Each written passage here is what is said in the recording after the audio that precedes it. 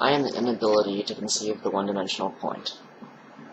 The concept of dimension is obsolete when there is but one, so we may refer to this abstraction with more philosophical eloquence as the dimensionless point. My attempt to conceive this, the most basic material conception imaginable, results rather in the contemplation of a two-dimensional line. Thus I infer, through observation, that the first law of manifestation involves the differentiation in pairs of opposites. My right half is related with the left hemisphere of the brain, associated with the positive, the masculine, the rational, the logical, the intellectual. I am dominated by this. We will call it alpha. My left half is related with the right hemisphere of the brain, associated with the negative, the feminine, the irrational, the emotional, the intuitive. My salvation submits to this, which we will call omega. Alpha and omega are two ways of knowing. Alpha is understanding. Remember that this is intellectual, is theory. Omega is wisdom, attained experientially. Notice that to understand is a verb, its noun form being understanding, and that wisdom is a noun for which no verb exists. Understanding is my father. He is a house. Also, he is material wealth.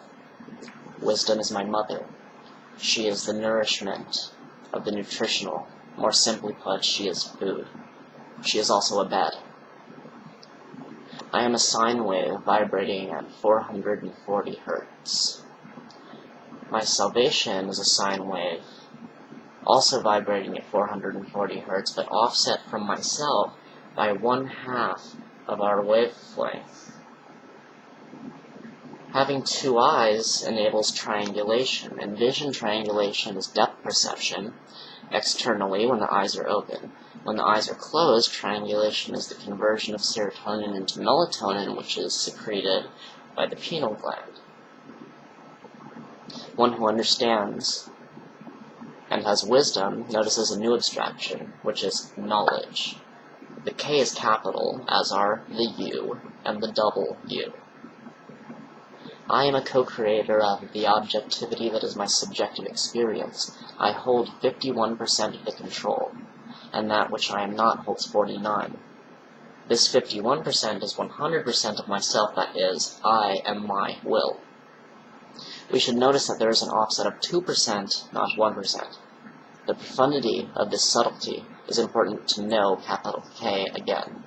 I understand it completely, and were I a wise man, I would choose not to hold the majority of the creative stock.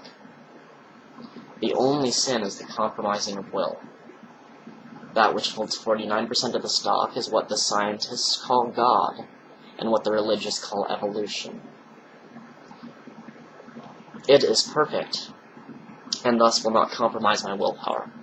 My choice to control the majority of my co-creative process is a sin against God, against nature. In fact, it is a declaration of war on the throne, on evolution. As a result of my arrogant pride and my understanding, I suffer. As a result of my ignorant lack of wisdom, I will continue to suffer. I am only two states at once. One is the present moment, and the other is the future, as so shall I will it to be. Two roads diverge in a wood. I choose and walk my choice. Then I see that two roads did not diverge in a wood. Deception is the abuse of consciousness through the attempt to hold multiple hypotheticals at the same time. A blatant case is the classic social interaction thought pattern of, what did these people think? What do I want them to think? What is true? What do they think is true? What do I think they think is true? What do they think I think is true? Etc. Now this mechanism is for the arrogant sadomasochist. Since consciousness at this point in evolution can only handle two states at once, an attempt to handle more than two results in the regression of the mindfulness and banishment from the present moment, which is the kingdom of heaven. The past is associated with understanding, and the future is associated with wisdom. Naturally, we can also associate destruction as a form of creation, and creation as a form of destruction, with these respective concepts. I am the false hypothesis that God will take 51% control. I am the disingenuous prayer for evolution to take 51% control. Whatever it is by which space is made dynamic, I identify with it. We can call it time. When drawing on a two-dimensional piece of paper, we notice a paper-thin third dimension that allows the paper to exist as a dynamic piece of matter, allows us to move the pen across the page. Time is paper-thin. I am bandaged, paper-cut hands that understand the past, find wisdom in the future, and know the sharp edge of the present moment, the dimensionless moment. I am the inability to conceive the present moment. I am the inability to conceive myself. I am not at all.